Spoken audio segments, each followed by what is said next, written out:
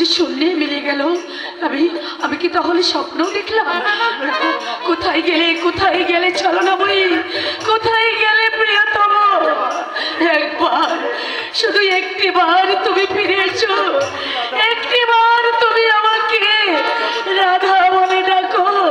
কোথায় কৃষ্ণ, কোথায় তুমি কৃষ্ণ? চুপ করো কৃষ্ণ কলঙ্কিনী। কি ভেবেছ তুমি আমার মা বোন আমি কেউ বাড়িতে নেই, সেই সুযোগে আবার তুমি কৃষ্ণ পূজা শুরু করেছ? আমি তো দিন রাত পূজা করি গো। না, ওই পূজা তোমাকে একেবারেই বন্ধ করতে হবে।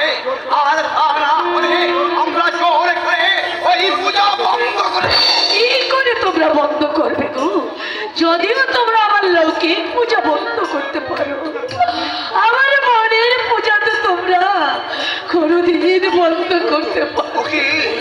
ওই তো সেই কৃষ্ণ মূর্তি যাকে এতদিন আমি খুঁজে বেড়াচ্ছি। আজ ওই মূর্তি তুমি কোথায় পেয়েছ? আমাদের হৃদয় গোপন মন্দিরে আমি আমার শ্যাম সুন্দরকে লুকিয়ে রেখেছি, তাই তো কেউ তোমরা তাকে খুঁজে পাওনি। তাহলে আজ ওই মূর্তি তুমি কোথায় লুকাবে? আজ ওই কৃষ্ণ বিগ্রহটাকে আমি ওই নদীর জলে বিসর্জন দেব। না, আমি বেঁচে থাকি আমার কৃষ্ণকে তুমি বিসর্জন করতে পারবে না। একে হারিয়ে আমি যে প্রাণে বাঁচবো না। কেন বাঁচবে না? ওই কৃষ্ণ তো অপদেবতা। কৃষ্ণ ভগবান। ওই ভগবানের নাম তোমাকে একেবারেই ভুলে যেতে হবে। এই নাম পরিত্যাগ করি আমি যে মনেও শান্তি পাবো না গো।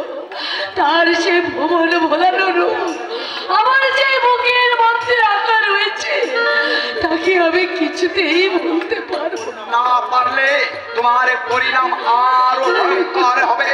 তোমার জন্য এসে ময় টিডি পড়ে গেছে।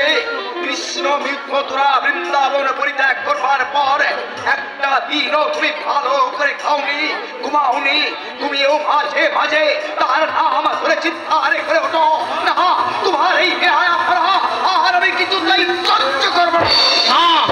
এই অন্যায় ওই ধর্ত আমরা কিছুতেই সহ্য করব না।